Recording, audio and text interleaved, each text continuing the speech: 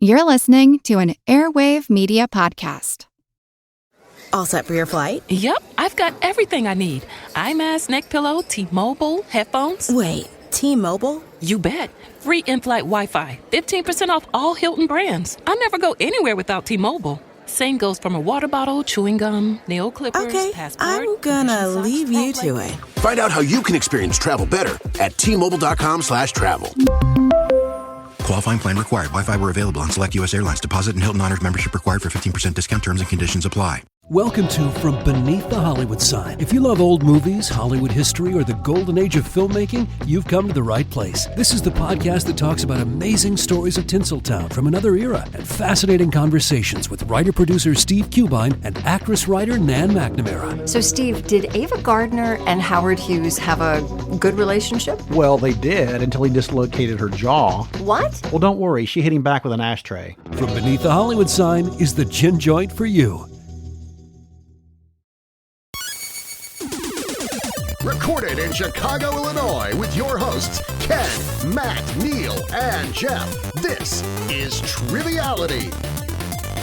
The cream of the crop! Hello and welcome to Triviality, the game where a lack of seriousness meets a little bit of knowledge. My name is Jeff, and I'm joined by some very special guests who we will get to in just a moment, but not special guests in the studio with me. If you say so. Offended. I've got Ken, Matt, and Neal. How are you gentlemen doing? What's up? Doing a little less good than when you said it wasn't special. I'm sorry. How dare you? Yeah, you didn't give us our participation trophy. Well, now that I'm in control of the game, Matt always goes and says that every episode is special, so I wanted to offset that. Well, this is a special It episode is, though. because it's actually a landmark episode because it's Matt's last episode. In the Sweat Lodge. In the Sweat Lodge, yeah. Tell us about that, Matt. I am moving to Los Angeles for work-related things. National Coffee Company is sending me across the country. Pete's? Yeah. Pete's Coffee. Pete's Care. Or Dunkin', I think. Yeah. Yeah, America's like running on Dunkin' to Los Angeles. So I will be out in, I don't know, Los Angeles, I guess. Nice. And, Your full address will be posted in the crowd. yeah. Living Neal's dream. Before everybody starts crying, you will still be a fixture on the show. Mm-hmm. You'll be there as much as you have been, or maybe even more. I've been promised more. There'll be Good. more Matt, as long as my internet connection's all right out there. Yeah, Skype works. The rent's a little high, so I don't know if I'm going to be able to afford internet, but we'll figure it out. All right. Maybe you just have your landlord on the show. Yeah, I'm not against that. But we've always appreciated your corporeal presence in the studio. Yeah, but you will be missed. 60% of the time. Yeah. Yeah, we appreciate it, Matt. Thank you. Hey, thanks. I'm still going to be here, though, so don't worry. So it was nice. But speaking of LA, Great. Somebody take the transition. I thought Matt was going to do it. Sorry. But speaking of LA, I say, Hey, great segue, Ken. Thanks. Joining us from LA is our Aussie friends from Escape This Podcast. How you guys doing today? Hey, not too badly. And if I were a landlord, I would definitely accept trivia in lieu of payment, or I'd be sorely tempted. That's the way you should look at life, I think. Always invite your landlord into all of your personal matters. Yes, that's what you need. That's the kind of relationship you want with a landlord. Yes, exactly. So we're here. We're in LA, which is not usual for us because we are from Sydney in Australia. We're just on holiday at the moment. We're having a lot of fun hanging out with all of the kind of escape room people in LA, doing fun escape room stuff. And now it's time for some trivia, which is not like an escape room, but it's still fun. Well, we're so excited to have I you. hope that's still how you feel after the game's over, because knowing my episodes, they can go one way or the other. So I am nervous, let's put it that way, because I haven't done America trivia before. Oh, yeah. So If you're listening at home and we don't know anything that's really obvious, it's all cultural differences. We're real smart. Well, we're super excited to have you here, Dani and Bill. We were on Escape This Podcast, Matt, Jeff, and myself. Yeah, we had a great time. And it was amazing. And I became super jealous when I listened to it because it sounded like so much fun. Yeah, so you guys don't know this, but every time that we talk about you, Ken says, I can't believe I wasn't on that show. And he's been begging us to make an appearance on your program. Yeah, so we'll have to arrange that. Yeah. Well, no, you guys did really well. So you were guests back during Descent of the Culledons, near the end of that arc. Yeah, I want to say 9 in that series. Yep. Yeah. Should we give for people listening at home who haven't listened to that episode because they They hate podcasts. Should we give like a rundown of what the show is? Yes, we'd love that. Yes. Are you happy for me to take this, Danny? All good. So the show is escape rooms that Danny creates as audio-only games. So they play sort of like a D&D campaign or sort of like a text-based adventure where Danny describes the full room and you say, oh, that's cool, the chest of drawers. I want to check that out. And then Danny describes the chest of drawers and the 4-digit combination lock that's on it. And then you find 4 digits and you unlock it. And you solve all the puzzles and get through it. They're very story-heavy. Compared to some other escape rooms that you can do because Danny's a writer and comes up with a good story. But yeah, they're really fun. We have guests on to play through those episodes. And occasionally we do like 10 escape room arcs with a connected story, which is what you guys were part of. Yeah, it blows my mind how creative each and every one of your episodes is week after week. So great job, guys. Yeah, shout out to Lee DeGeorge for introducing us to you guys. He's always setting us up. Lee. Yes, thank you, Lee.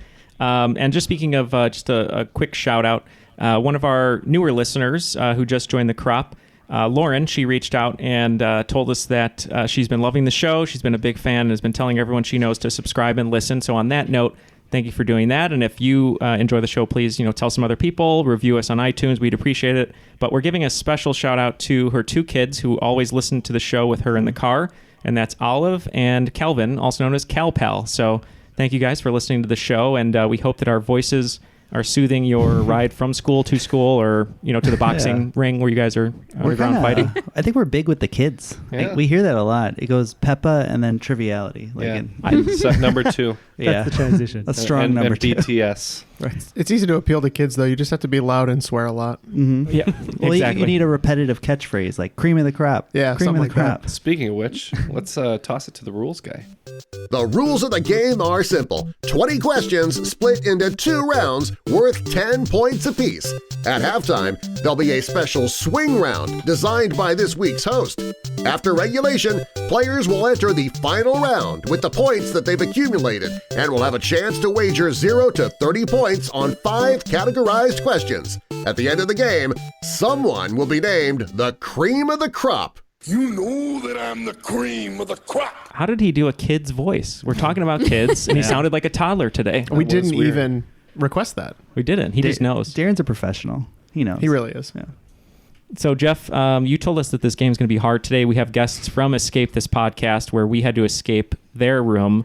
Do you think they're going to be able to, or us for that matter, are going to be able to escape your game today? I certainly hope so, Neil. I wrote it a little bit on theme, so it dances around Australia for a lot of the game because I know that we tend to go a little bit more America-centric. That's terrible.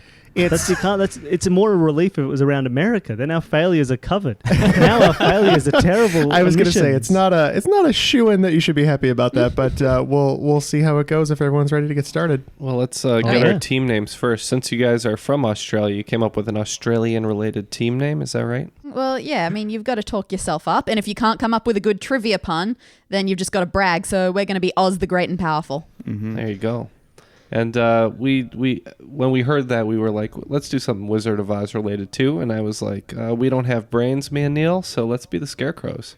Yeah, good with me. And Matt's just gonna be here for the ride. I'm scorekeeping because I am the cowardly lion who would not play today. He's already put in his 2 weeks notice, and he's just I'm riding it out. now. Yeah. It turns out his 2 weeks notice did not extend to here. I'm just here so I won't get fined. Yeah. Go ahead, take it away, Jeff. All right. Without further ado, question 1. It wouldn't be a game of mine without a flag question. So, the Australian flag features the Union Jack on the upper left-hand side along with 6 stars. One large star below the Union Jack represents the Commonwealth. The other 5 stars represent which constellation that is also the title of a 1982 Crosby, Stills, Nash song? Ooh. Cool. Phew. I thought one of the stars would be Paul Hogan. Do you know the song? So it sounds like you're locked in? Oh, yeah. Yes, we are. Oh, boy. So I don't know any Crosby, Stills, Nash songs. I know Crosby had a big mustache. Very helpful. And the 5 stars. So one's for the Commonwealth, and then the other 5 are for a constellation. So do you know any big? No, probably not the Big Dipper. Ursa Major. Yeah. I mean, it's good as anything else. Yeah, I mean, that's fine with me. I have no idea. So the only stars that I know are the ones in Hollywood where Matt's about to move to. So all right, we're going to go with Ursa Major. Yeah, it's also a very famous plane in our nation's history. And I don't know which one came first because the constellation is sort of shaped like a plane. It's the Southern Cross. And Southern Cross is correct. Great. Here we go. Uh-oh. Question 2. Mygalomorphs are an infraorder of spider with big bodies and stubby legs. A family of these spiders is native to Australia, and some are venomous because Australia. Their webs are spun in what distinctive shape, which is where their common name comes from? We're going to lock in. You're going to lock in? Yeah, well, that seems pretty fair for us. What? Is that their shape? It's based on shape? Well, yeah, of course it's based on the shape. Okay. So, should we give our answer if we're locked in? Yeah. Yeah. So I'm assuming it's a funnel web, given it's the only spider I know named after the shape of its web. Interesting. We went a different way and said orb. That's what I was thinking. Really? The orb weaving spider. I'm going for the funnel web. Doesn't an orb weaver have big, long legs? They're not huge. But funnel webs are definitely stubs. And they make a little funnel out of their web. So you've agreed on funnel? Yeah. All right. Let's say yes. The correct it's a Southern answer Cross spider. Is funnel. Yeah. Don't you doubt my spider knowledge? I will not take credit for that question. In fact, quite a few of these were written by our friend Aaron Barclay. Because I said, Aaron, that was bull. I'm going to write Australia questions, and I'm going to write them too hard. So please, can you help me out with a few of So these? what's the name of that spider? Funnel webs. Oh, the funnel web spider. It's a funnel web spider. So they're very, very deadly. They're common in Sydney. Professionals ask you to not kill them, but instead to call them to collect them so that they can use their venom to create anti-venom. Just try to talk them down. Wow. They sound like the guy at the gym who doesn't do leg day. Watching someone, if you've ever watched someone catch a funnel web spider, it's really great because they just sort of poke them with a stick. And then the spider gets mad and rears up. And as soon as it rears up, you just stick a big glass jar over the top of it. It's very embarrassing for the spider. Yeah. All that buildup peters out. All right, on to question 3. This one is a little bit more American-centric, but while an interesting year in American politics, 1923 was also an interesting year in disgusting food developments, as that was the year the craft product Vegemite first hit the shelves. What noteworthy accomplishment did President Warren G. Harding achieve in 1923, becoming only the 6th president to do so? Named his penis? Oh. I think they all probably have at some point or another. The Australia part was a little shoehorned in there, my friend. What did Warren G. Harding do? I just If I heard. only wrote Australia questions, I think Yeah, that's fair. Ken and Neal would have a rough go of it. Just heard about Warren G. Harding and his exploits. I will let you know that this has now happened 8 times. Oh. Ooh. I think fart in the Senate is probably appropriate. Yeah, that's fair. Okay, we're locked in. I have no idea how many times that's happened, just that people talk about it when it does. All right, they're locked in. Yeah, we don't really know. So here's the main thing I know about Warren G. Harding is that he wrote love letters to his mistress. So you said, did he get married? Did he get divorced? I don't think it's either of those. I put remarry too. So maybe he had an affair while in office, He like a was public definitely affair. having an affair with this lady that he wrote the letters to. But I think his marriage was intact is the thing. Okay. During Wait, this was this the affair. guy in a very early episode of Triviality? You said that he was like, they're very dirty letters? Mm-hmm. Oh, okay. Yeah. Oh. Interesting. That's why I said the thing about his His penis. penis. Yeah. Okay. Yeah. Millicent, is that what it's called or something? Jerry. Okay. Yeah. Let's say remarried. Remarried? Okay. Or married. And While in Oz, office. the great and powerful? We've said that he won without With, the like, popular winning vote. the electorate, but not popular vote. That's a thing that's happened Jeez, a couple of times lately. Killing us. So that has happened. I think it's only happened 4 times. But the most notable thing that Warren G. Harding did in 1923 was he died in office. Oh. I knew he wasn't assassinated. I didn't think of dying, from natural or less unnatural causes. Yep. So I forgot either people do that. Between natural causes and assassination, 8 presidents have died in office, making it statistically the most deadly job in the United States. But how many of them have died inside while in office? Most of them. I 100%. imagine. Yeah.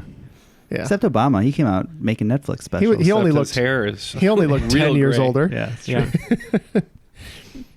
All right, question. Well, that's kind of fine, isn't it? Looking 10 years older after 8 years. Yeah. Yeah, it's not too bad. With the fairly most reasonable. stressful job in the world. Yes, that's a win. Yeah, I'd say so. Question number 4. What is the name of the oldest colonial settlement in Western Australia? It was established in March of 1826, much to the surprise of the natives, I'm sure. And the English duke it was named for was a successor of the English duke who gave his name to a U.S. capital city. I'm looking for the name of that settlement and city. Oh, really? Please. Yeah. You'll have to write it down. So we've locked in. Okay, so they're locked in. What about Annapolis? That's not a capital, is it? Annapolis? I mean, mini Annapolis is capital of Also, tiny town. Annapolis is a state capital. We'll just say, how about Earl? What? No. Duke of Earl? We're going to say Perth. Perth? Okay. After my favorite Bon Iver song. And Oz the Great and Powerful, what do you think this settlement is? Well, we know a couple of people who came from this teeny tiny place, so fingers crossed. It's Albany, which is like Albany in New York. Yes, the correct answer is Albany. But it is pronounced Albany here. Yes. Oh, is it? Yeah, they don't say Albany. Birthplace of steamed hams. Indeed. But sometimes your steamed ham is all bony. Yeah. Is that a Simpsons reference? Yeah. Oh, okay. One I forgot and I could have made. If I wrote the question, it would have had there'd be steamed three hams. of- That's all it would be. Which is steamed ham. On to question 5. Australia is often a sought-after tourist destination for many Americans. A family of fictional Americans from what TV series, which made its Netflix debut in 2017 and is headed by an Emmy-winning director, would ultimately like to end up living in small-town Australia, assuming the best works out for them? I first was thinking of that it was going to be animated because for some reason I thought of the Wild Thornberrys. We've talked about it before. I don't know why. I think they go to Australia at some point. But knowing Jeff and just his penchant, is that penchant? Penchant. Anyway, penchant. It's just penchant. Penchant, We've anglicized that by now. All the last letters are silent. The thing that he does a lot. Looking at current events. 2017 premiered a show called Ozark with Jason Bateman. He just won the Emmy for directing, and he's the head of the show. He's the star. So I have no idea if they want to go to Australia, but I just know he's an Emmy-winning director. That's fine. Okay, so we'll go with Ozark. And Oz? We've also locked in Ozark. I don't think they mentioned Australia until the second season, maybe. I can't remember, but it's definitely a goal. That is correct. Ozark. On the board. Well done All for right. watching that. Yeah. I only got there because of the Emmy-winning director. That's it. Well, after 5 questions, Triviality guys, not doing so great so far. Scarecrows. Let's go Scarecrows. Yeah. Scarecrows at 10 points and Oz with 40. Oof. So anybody's game. This is a relief. Now we don't need to score any extra points for the whole thing. We're Let's fine. go we're done. Scarecrow. We can just coast on that. All right. Question 6. Australia is the name of a 12-foot racing yacht that in 1977 and 80 challenged unsuccessfully for what trophy? The oldest international sporting trophy in the world. Just put me out of my misery. This question comes up all the Has time. been on the show before. It's in a and different at form. our pub trivia. I think so, yeah. And So I thought it was fair game. Oz, are you locked in? You guys Oh, know? yes, we're locked. Oh, yeah, Sorry. we're It's also done. particularly We're- funny in this context. Yeah, that's fair. That's pretty funny. I think it's the American Cup, right? I don't know. I'm just thinking of the movie White Squall with Jeff Bridges. Why? You're not helping. It's a boat movie. Okay. And Ken hates boat movies. boat movie. I'm just thinking of Final Fantasy VIII where you play as Squall. Yes. Yeah, right. I've better. heard that before, the American Cup. I think it's a sailing thing. America Cup? American Cup? Yeah. That. All right. And Oz, what did you say? Oh, well, we said the America's Cup. Give me a break. I'm going to give you a break. Yeah, of course. I wasn't rightly suggesting that properly you were so the hopelessly wrong. America's Cup, but we will give it to you. Because it belongs to America, or is it America's S apostrophe? I think it's Apostrophe S. possessive, yeah. Yeah. Not S apostrophe. Apostrophe S. I didn't know if South America was laying claim No, to we it as well. America just has it. America. Yeah. We saw it, we took it. That's right. Question 7. Question 7. As of 2019, Daniel Ricciardo is the only Australian participant in what international sport, whose first event is held every year in Australia? Despite the sport's international appeal, there are currently no American participants. That was my first thought. I think the name is associated with that. You know, it's either that or something that I think is exactly the same as that. Okay. Yeah. So you're locked in? We Yeah. are locked in. If he's the first Australian in that sport, I would assume it's a solo sport of some kind. Yeah. Like maybe not like Tennis. skateboarding, tennis. I assume it's not skateboarding since you said there are no Americans involved. Oh. at all. So what sport? I mean, men's tennis, but Serena Williams is American, so that's out. What other golf? Oh, I think there's plenty of Americans in solo sports. Solo sport. That name sounds familiar, though. Do you think it's an ice sport of some sort? No. Let's say men's tennis. Men's tennis, okay. And Team Oz, what did you say for this one? I was pretty sure he was some sort of racing-y person, so I went with Formula One. Daniel Ricciardo is the only Australian Formula One driver. That explains That's a why I Jeff didn't know question. anything about this.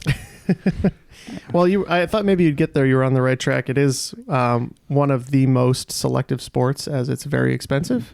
So there's only 20 drivers, and but the Australian race is the one that starts this season every year. So I had no idea. There's a lot of U.S. men's tennis players. Picking tennis is Sampras, a good choice Agassi. for start of the year thing. Because they we retired. That's January, fair. Australia. That's true. Currently. yeah, they first race of the year is in March, and then they run all the way through. I think Saudi Arabia is the end of the calendar with December. So, question 8. This is a Matt question, and now that he's not playing, I'm sad. Thanks. Which famous Australian who was born in New Zealand has done quite a lot of moving over the years? He started his professional career in Europe and has spent time playing for teams in San Antonio, Detroit, Boston, and now Phoenix. And what sport? Basketball. Put down a human name. All right, cool. We're locked in with definitely wrong. We're gonna tap out on this. I have no I think idea. this guy's got one of those classic masculine Australian names. He does. Can't place it though. Okay, and Oz? We went. We took a shot and said, "You never know who's actually a New Zealander or an Australian." We went with LeBron. That's pretty funny. Did you have a thought there, Neil? Kyrie Irving, is it? No, it's not Kyrie He is Irving. Australian technically, though. Yes, he is. Yeah. It's Aaron Baines, the center Bainesy. for the Phoenix Suns. Honestly, I've never heard of him. Yeah. I've heard of Harold Baines, the baseball player. It's spelled completely different. Okay. They're not I've heard of Bane, the Batman villain. Mhm. Yeah, that's where I'm coming So from. there's multiple of him. Yes. It's Baines. That's how it works.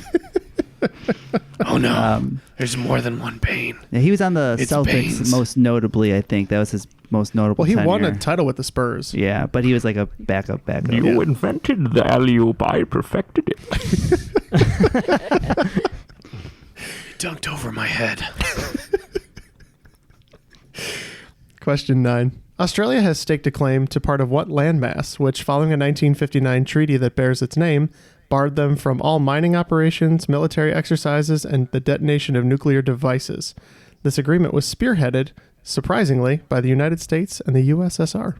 Well, I think we're locked in. You think that's right? I think that's right. What do you think about the Bikini Islands? Oh, I was going to say, that sounds really familiar. 'Cause they did some testing. They did testing there. Yeah, that does sound really familiar. Actually, I was remembering a trivia we were at, and this was similar to a question. I remember Jeff got it, and that sounds really familiar to me. All right, let's go with that. Bikini Islands. And Team Oz? We've looked in Antarctica. Yep, because there's there's lots of little slices that everybody's claimed around here. Yep, there's about 12 countries, the U.S. and currently the Russia instead of the Soviet Union. We've all still laid claim to it, but we've all agreed that it's everyone's. So the correct answer is Antarctica. Everyone gets a little slice that they're kind of looking after. It's like adopting a part of the highway. I was also kind of leaning a little bit towards when you said it was US and USSR. Maybe it was the moon. Maybe we're not allowed to bomb the moon. That's true. I don't think that's off limits. So we'll have to wait and see. All right, and question 10 in the round. Which remarkable figure first came to people's attention on a beach just southwest of Adelaide in December of 1948? Since then, he has been the subject of numerous articles, petitions, podcasts, an episode of 60 Minutes, and a thing Matt did once. That's a callback. Yeah. Oh my gosh. So, do you reckon it's... I mean, do you think it's a real person? Or do you think it's not? Do you think it's I've never done anything. A person, and it's like, like you could say the 12 apostles are people, but they're actually just big rocks off the coast of Australia. Yeah, I can't imagine it being real. But It's not like a person just walked in from the ocean. It's like, oh, hi guys, I've been living in the ocean. Oh, it's Harold Holt. It's Holt's back from the ocean before I even went missing. This isn't a Garfield phone, is it? I don't know if it's fictional or not fictional. Hugh Jackman, right?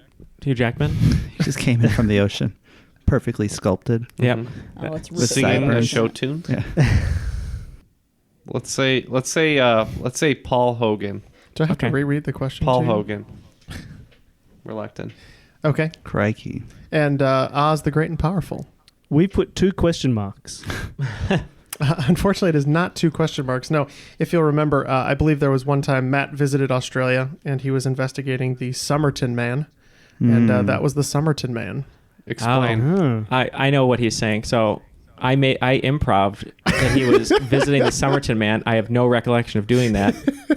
And that's how. What is the Somerton Man? Is that the mystery briefcase dude or mystery code dude? Yeah, his body just washed up in the beach in 1948, and nobody knew who he was or where he came from. He was just an unknown man. Well, after this first round, someone's body's going to wash up in a beach at Lake Michigan, Jeff. Yeah. Not surprised. Would never have gotten it. Yeah, so after the first round, Oz with a commanding lead, 70 so far. Scarecrow's just hanging out in the fields, I guess, at 20. All right, and let's move on to the swing round and see if Jeff has a heart. So right now he's kind of the Tin Man. He doesn't, which is really funny that you should say that. But no, so Ken recently had on an episode film titles that were elemental based. Mostly to stick it to me, he gave the number, and then he gave a reference to the film, and then you had to get at least the element of the film title. Which I really liked, and I was also really mad that I didn't do well. So I'm going to run it back. Copy it. I'm going to steal it, and we're going to do it with song titles. Okay. Oh no, I don't know songs. I don't know so music I'm going at to all. I'm going to give you the element number. I'm going to give you the artist and the year, and all I want is the song. I'll be expecting royalties for this. They're all relatively famous. So you want the song name? Yes. Okay. Yeah. And they're mostly pretty famous. Some are a little obscure. The song name, not just the element. I song feel like I name. should do the caveat of I do badly in your swing rounds regardless. Hey, me too. So the first one is element number 79. The artist is Sting, and the year that was released was 1993. Second one is number 47 on the periodic table. It's a 1969 song by the Beatles.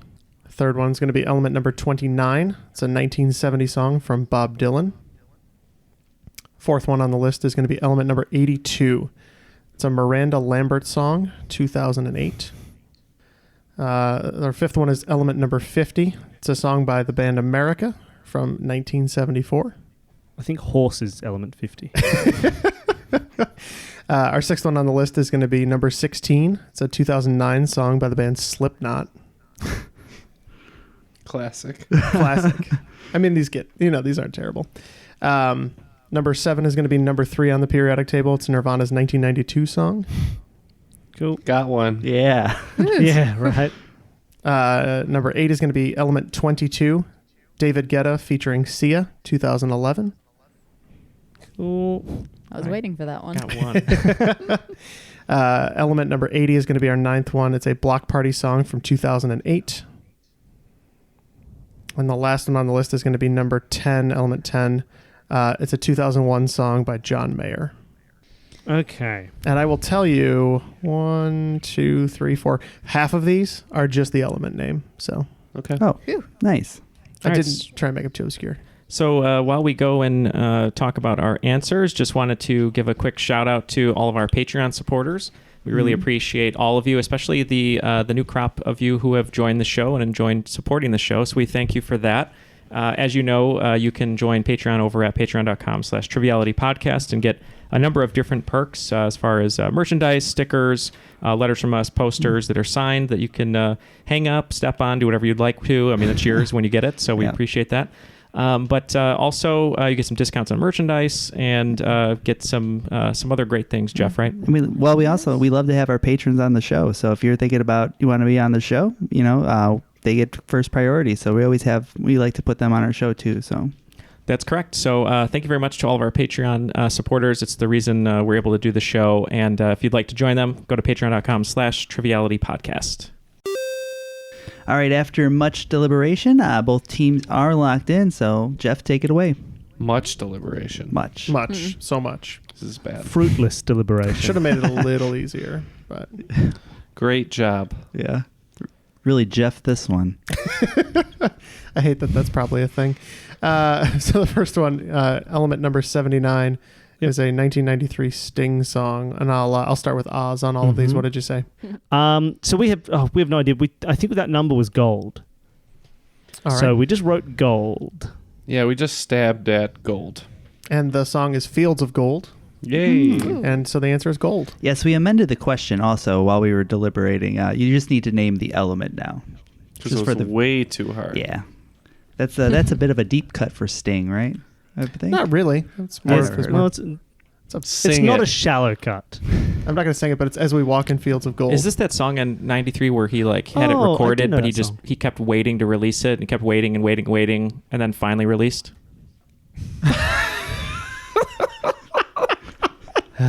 Let's leave it at that. Number 2. All right, this one was element number 47. It was a 1969 song from the Beatles. What did you have on that one, Oz? I think, again, just going from the element, I think 47 is silver. All right, and Scarecrows? We went platinum. All right, and the song is Maxwell's Silver Hammer. The very famous Beatles song. Oh, yeah. Off of Sgt. Pepper? I think it was Abbey Road, wasn't Abbey it? Road? Yeah. Yeah, I was reading someone saying, like all albums, there's one real bad song, and it's Maxwell's Silver Hammer. Yeah, that's probably fair. All right, on to number 3, which is element 29. This is a Bob Dylan song from 1970. We had nothing going in terms of this is where we start guessing our numbers. Because I'm just like, there's no element of stone, so it's not stone.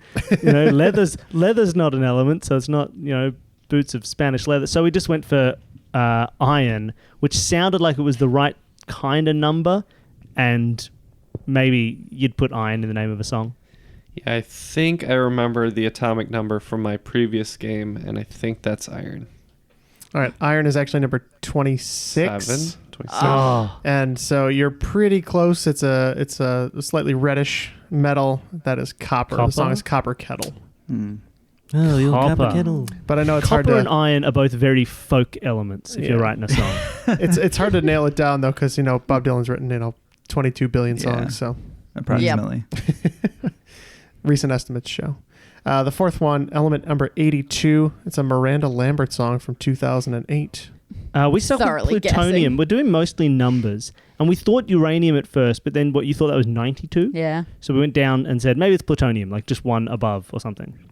All right, we thought maybe this was a very thinly veiled superhero metaphor, and we said Krypton. The song is Gunpowder and Lead. Oh, I know that song. I should have known that. Lead. I forgot about lead's existence. Bloody lead. I don't think she's ever shot anybody. She got close with, what's his face? Blake Shelton. Yeah, Blake Shelton. All right, the fifth one is number 50. This is one of my favorite songs by America. It's a 1974 hit. Sort of. Again, we know one America song. Yeah, so we said horse. No, we said platinum. Okay. And this was the one that we said silver for. Okay. You were very close with silver because that's 47. It's Tin. The song is Tin Man, which I thought is particularly funny. Tin Man, come together with your hands. Save me. Which I'm just sad given the Oz theme. Yeah, in the that's room. pretty sad. Nobody got what that a one. serendipitous name. Since it's literally about that. Next one in the round is 16. Slipknot 2009. So we were counting again. But 16 is just out of my knowledge range. I used to just rattle off the first 20, but I can't now. But I think maybe Sulfur may have been correct. Okay. And I can picture a connection. Slipknot's kind of a heavy band, so we thought maybe they were talking about poisoning somebody, so we said arsenic. Oh. That's very interesting. But it is the stinkier of the two answers. It is sulfur. Remembered. All right, I have a feeling that this one is the easy one in the room. Number 3, Nirvana's 1992 song. Yeah. That one's that fun. one we know. Whew. By the way, it's lithium. Yes. Okay. Thanks for And the we answer. also said lithium. And lithium is correct. All right. Another one that I think easier for everybody to get. Number 22, David Guetta featuring Sia, 2011. Hoping that's titanium. Tossing this one over to Neal. Yeah, this is only one of two that I knew. It's titanium. It is titanium. Well done. Maybe that's the one that's earlier in the periodic table than I thought, not platinum. Maybe. Take it off. Yeah, I think platinum's up in the 70s somewhere. Eh. All right. Number 9. This is element number 80. It's a 2008 song by Block Party.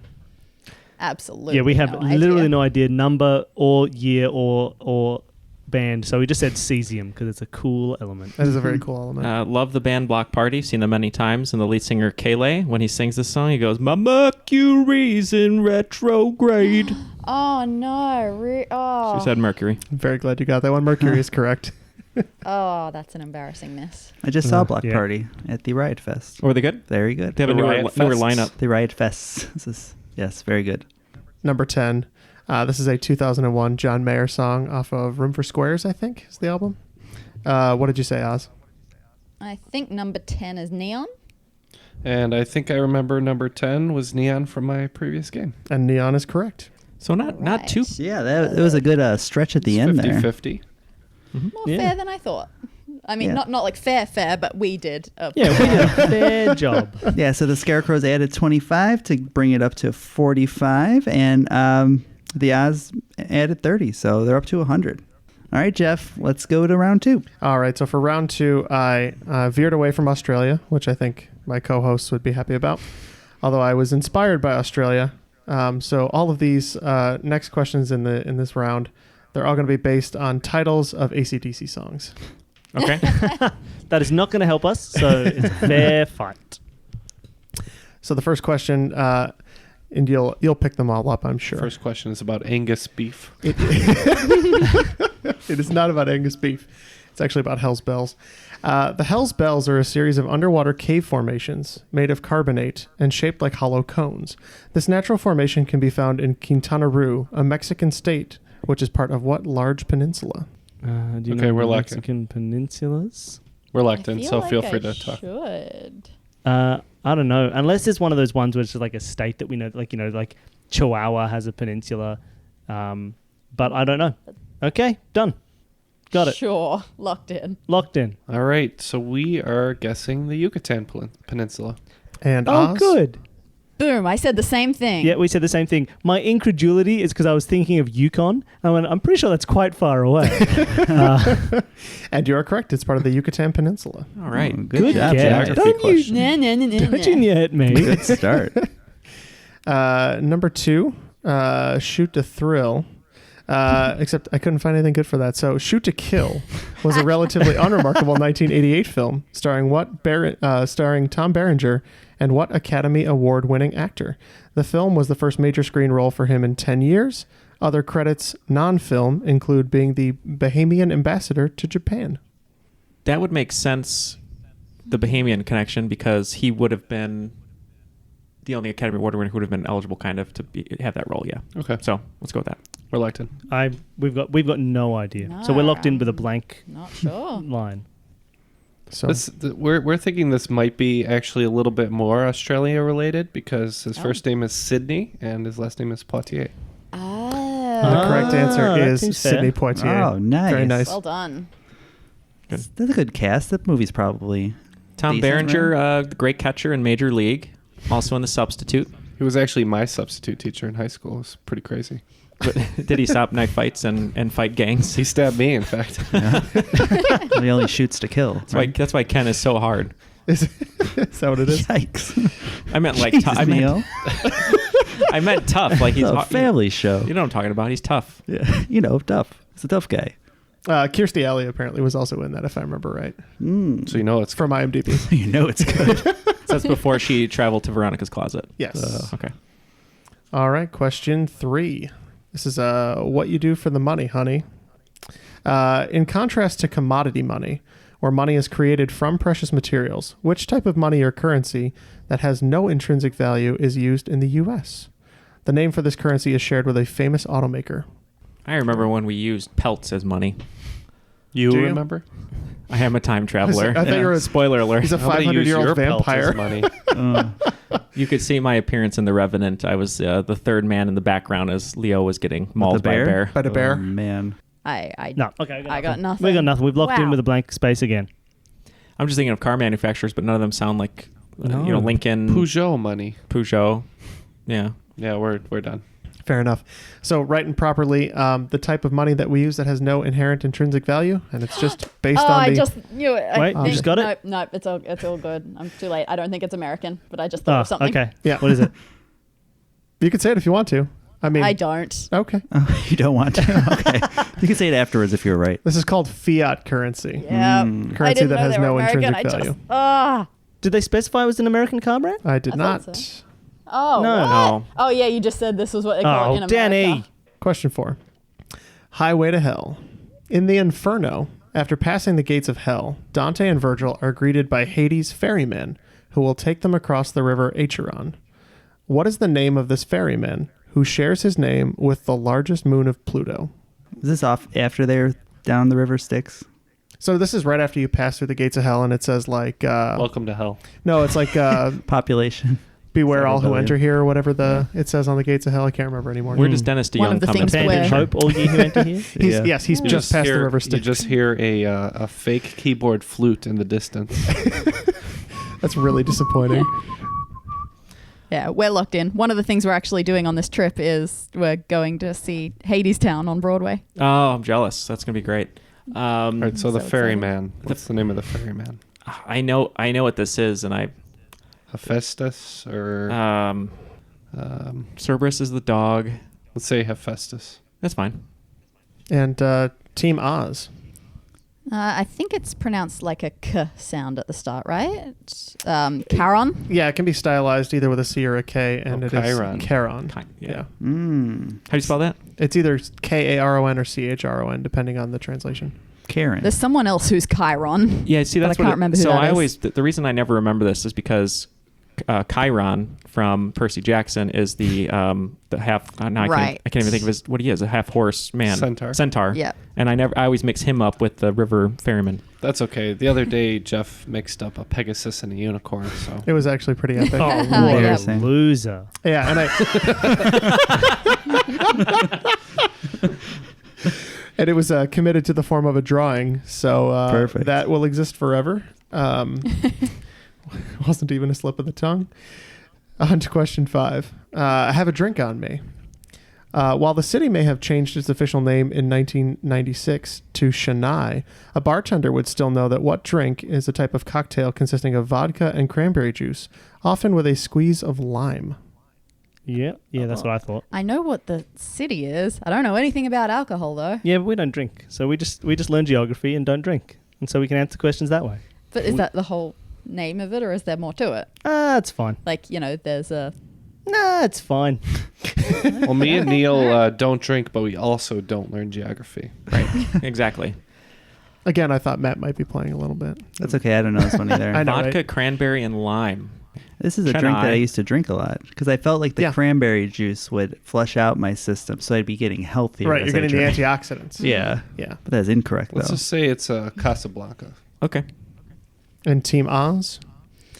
I believe the city is Madras, and we thought that trying to add any other drink sort of words to it would hurt, so we just left it at Madras. Yep. Also commonly known as a Cape Cod in the United States. That is a Madras. Never heard of it. I've never heard of that either. Yeah, I just say vodka cranberry. Yeah. Right. They tend to know what that means. I think if I ordered a Madras, they'd be like, what Probably the hell are you talking about? Go in and order a Chennai. Yeah. Yeah, right. If you order a vodka cranberry, sometimes you'll get a cup of raw cranberries with some vodka on it. Yeah. I wouldn't be mad at that either. All right. It's a long way to the top. Boggy Peak is the highest point of the Sherkarli Mountains on the island of Antigua. On August 4th, 2009, this national leader's birthday, Boggy Peak was renamed after them by former Prime Minister Baldwin Spencer. This world leader, not from Antigua, was born on a different island, depending on who you ask. All right, we're locked in. I reckon it's Castro. Sure. Because he's a leader on an island. He is a leader of From an an island. island Done. somewhere. I don't know. Okay. We are going with somebody who became a world leader a little bit before 2009. and was born on the island of Hawaii, which is part of the United States. And we're going to go with Barack Obama. Fair. Oh, that's the depending on who you believe thing because of all the stupidity. All right, I get it. And that is correct. Boggy Peak was renamed Mount Obama in celebration of all of the things that Barack Obama had done for black individuals. And Antigua thought they would celebrate that by naming their tallest mountain after him. He's a tall man, right? I don't know. He wore that tan suit to celebrate, I think. Yeah. What a scandal, right? What a scandal. Yeah. Can't believe he did that. Don't know how we elected him. One day I'll climb Mount Obama. That's what Michelle said. You got to get 60 minutes of fitness every day. Good for them. Number 7. Rock and roll singer. More than just singers in a rock and roll band, which English progressive rock band had American chart successes with songs such as Tuesday Afternoon and Nights in White Satin? Nights in White got it. Satin. Yeah. No, I've got no idea. Well, I'm not going to know. I don't know anything sorry, about music. I'm going to know it, but I don't know it. So You don't know. You don't know. So Oz has no answer. Okay. No, we nothing. are going to go with the Moody Blues. Yep. And also there was another song snuck in there. Just a singer in a rock and roll band is another one from the Moody Blues. Well done. all right. Nice, Ken. Ken is pulling out all the stops in this second round. I am just completely Yeah, we're useless. flailing. We're flailing here. This is why we built that lead early, so we can coast. Build a lead and then you coast. That's how you do trivia. Question 8 is about the AC/DC song Live Wire. It's not, but the longest rapid transit system in the world services which Chinese city and its surrounding metropolitan areas with 420 miles of rails? This city is the most populous urban area in China and the second most populous city proper in the world after Chongqing. Is it that one or is it the other one? I don't know. All right, we're locked in. I would have thought it was the other. Was that just like more important but not as populous? I thought that they were more pop. Look, I'm happy to go with that. Okay. Yeah, let's look. Either way, it's become a bit of a flip of the coin. So we're locked in as well. Okay, I presume you were going between Shanghai and Beijing. Oh, yeah. Yep. And because of Banana Phone, we're going to go with Operator Get Me Beijing, Jing, Jing. Oh, that's fun because we have gone with Shanghai. So it's a real battle. Well, someone won the coin toss. Unfortunately, someone lost because it was between those two, and it is Shanghai. Oh. Yes. Good work, Danny. Banana Phone! Beijing is like the third or fourth. I mean, China has so many cities that are million plus. How many now. It's times is crazy. Raffi going to let you down? One more time, baby. One more time. Is he still around? Does he still make music? Oh, yeah. Rafi, I mean, if he's not making Flash videos still, I'm going to be very sad. I don't think he made that Flash video. Speaking of bananas, the bananas in pajamas aren't around anymore, right? They're not. No, Okay. they fell down the stairs. They're from Australia, right? No. They are. No? They Yeah. are? Yeah. I thought they were from... It's like them and the Wiggles and like, you know, I used all to the kids love. stuff. I would eat Cocoa Puffs and watch Bananas in Pajamas, even though I was much too old for them. But I just enjoyed it. It's 3 weeks ago. Yeah, it was 3 weeks ago. Oh, I was thinking of Neil has his old- Teletubbies. Right. Teletubbies is No, like... Teletubbies are British. British. Yeah. British? English, yeah. They're hanging out with screwed up. Peppa, too. Yeah. All right, number 9 is about TNT. So with an energy release of 4.2 million joules per kilogram, TNT is very destructive. With an equivalent explosion force of 15 megatons of TNT, what is the name of the hydrogen bomb that was used by the USSR in a test on October 30th, 1961? It remains to this day the most powerful bomb ever detonated. The name is particularly unusual given that it was detonated by a Soviet Union country, a communist country that doesn't believe in monarchy. Oh. Oh, I'm going to know this. There's some clues at the end there. Something All right, royal. we're locked in with Silly Guess. I don't I know. feel like Tsar Bomber or something. Maybe I'm making that Is up. that a royalty thing? Well, like it's a Tsar, like Yeah, that they've gotten rid of. Yeah, I think it's that. Okay. It's something like that. So your answer? Unless I've made that up, and something else is something like that. But there is something in the world that is something like that. Everywhere in the world, there's something that's something like that. So your official answer is what? Tsar Bomber or Okay. something? Oh, okay. We're just going to guess King James. And the correct answer is the Tsar Bomba. Whoa, Yeah. Well done. Oh, I pulled that out of nowhere. Last question in the round, question 10. High voltage. As a way to ensure that observations of physical phenomenon are consistent across measurements, scientists often use what term to ensure they are making equivalent observations? This term sets a standardization for two measures This term also has a common abbreviation that I doubt would ever be confused for the San Diego-based rock band.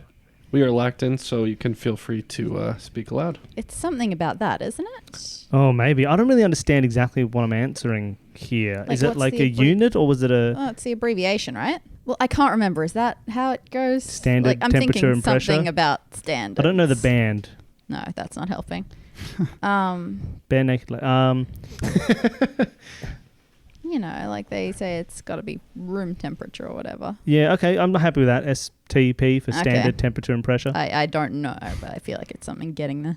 All right, and Oz is going with STP for standard temperature and pressure. And for Stone Temple Pilots, I'm going with STP. Oh. Yes, so standard Wow. temperature and pressure, Good pick. which is Phew. approximately room temperature of a zero at sea level, which is a good way because obviously you need to figure out those things. Water boils at about 100 degrees Celsius at And one I'm atmosphere. noting it is quite above room temperature in the Triviality Sweat Lodge today. And I have a pot of water right here, and it's actually beginning to boil. Yeah.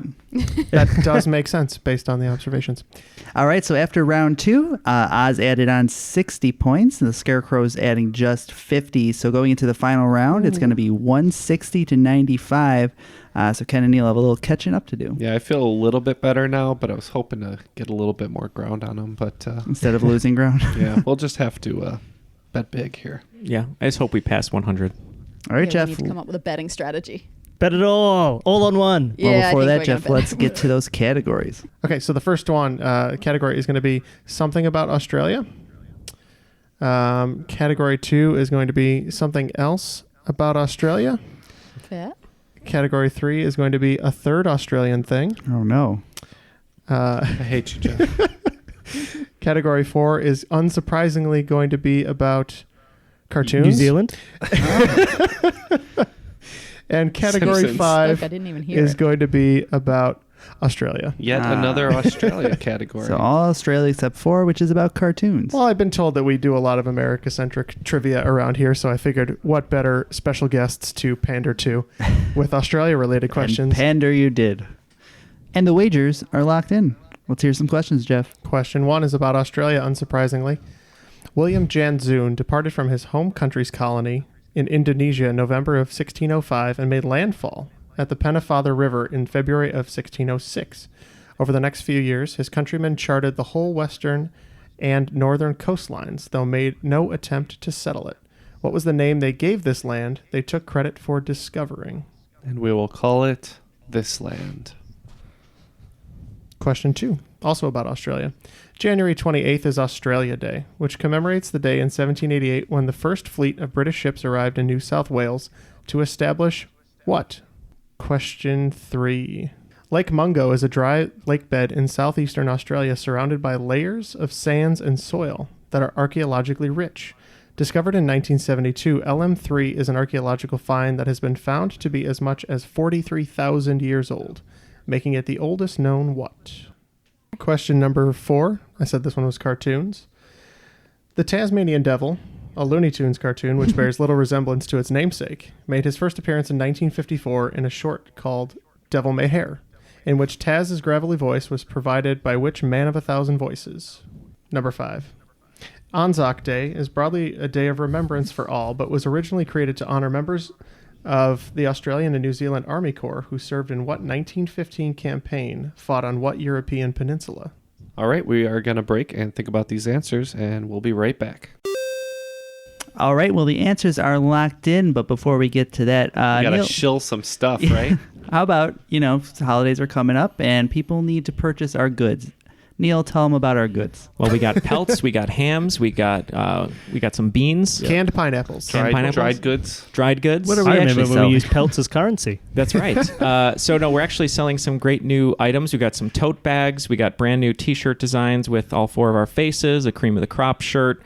We have one of those great shirts, if you've ever seen, that has like the names with the ampersand. So it says Ken and Matt and Neal and Jeff, which is great. But definitely check out inkedandscreen.com.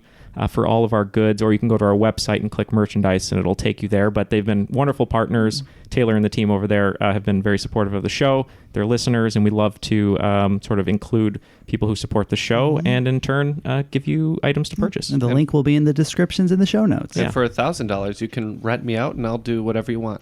In fact, I think Ken and I were kind of spitballing an idea the other day. We'd like a Renaissance level patron where you pay for all of our bills and we toil away on our podcast in your basement. Well, that sounds wonderful. And on that note, let's get some of those answers. All right, on to question 1, which was about Australia.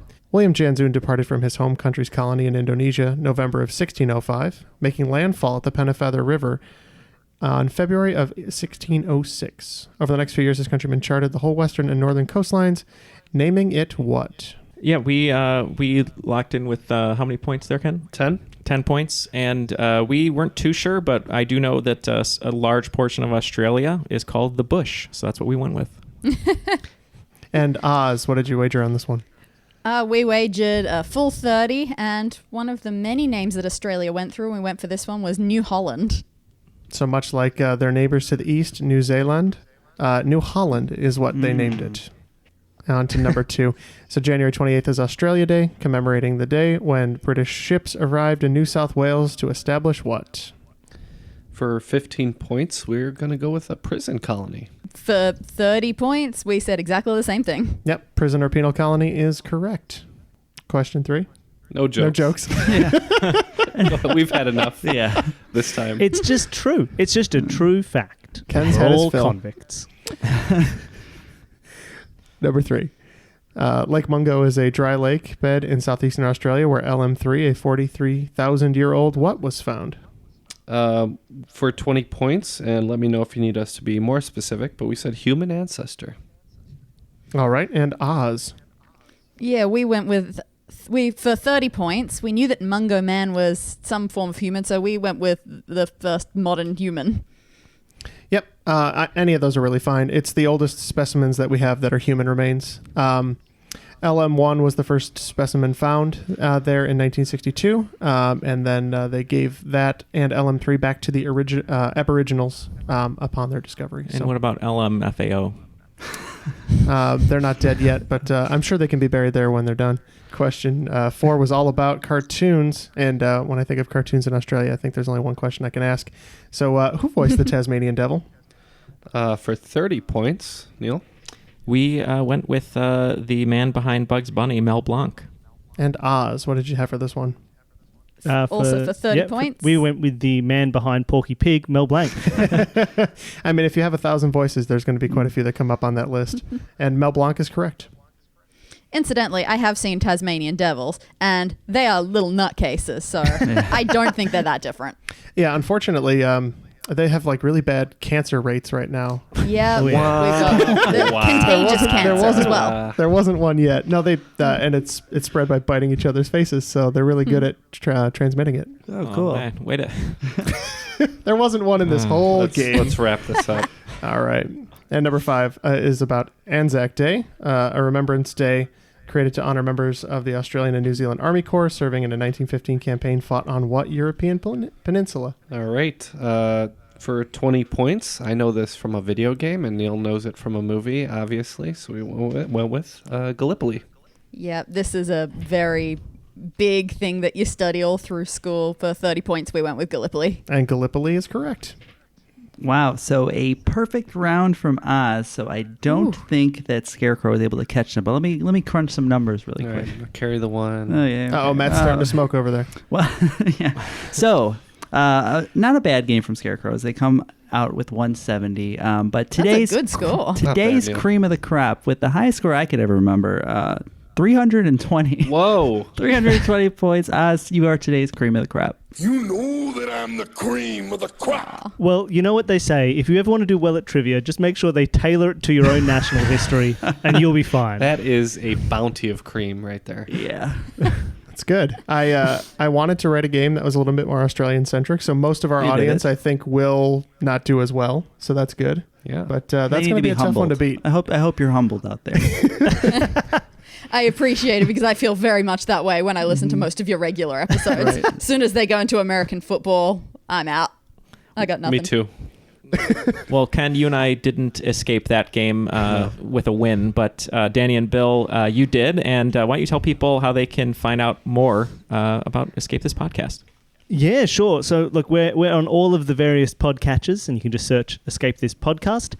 You can find us on Facebook as Escape This Podcast. We're on Instagram as Escape This Podcast. And we're on Twitter as @EskThisPodcast. You can also send us emails, escapethispod@gmail.com, because we always like getting emails. And we've been having a lot of fun. If you want to give the show a listen, it's probably hard to jump right into the episode you guys did, but you can. Because it's chapter 9 doable. of 10. I definitely did that, and it's doable. Shirts come off. But otherwise, you can jump in on any episode. There's 2 connected arcs of 10 episodes each, which are clearly marked as chapters 1 through 10, and everything else is a standalone episode. So if you see something that takes your fancy, like a magic-themed room with Neil Patrick Harris, or a... Just dropping that in real quick. Well, it's a good... People know who that is. Right, so if they you wanted to pick that name off the ground, I don't know. Or you can go back to our first room, which is set in a creepy bathroom. With our friend Tess. With our friend Tess. Nice. As famous as Neil Patrick Harris, she is. But no, whatever you want to listen to, you can jump right in anywhere. You can also not listen to the show and download all of our escape room games for free from the show notes of each episode and play them yourself and never listen to us speak again. Fabulous. Yeah, and again, I'd really like to be on the show so I don't have to scream at the podcast anymore as Neil, Matt, and Jeff flounder with the... wow, that's really strong. With the frame. I'll just say that. But... yeah, thank you so much for being on our show. We surely appreciate it. Thank you for having us on. It was great fun. Well, thanks again to Dani and Bill. It was a great game. And on behalf of Ken, Matt, Neil, and myself, that was Triviality. Bye, Matt. Bye forever, everyone. Bye. Click your heels, Matt. Click your heels. Yeah. Robert Goulet. Da-da-da-do. This is for the end clip. Goulet. Goulet.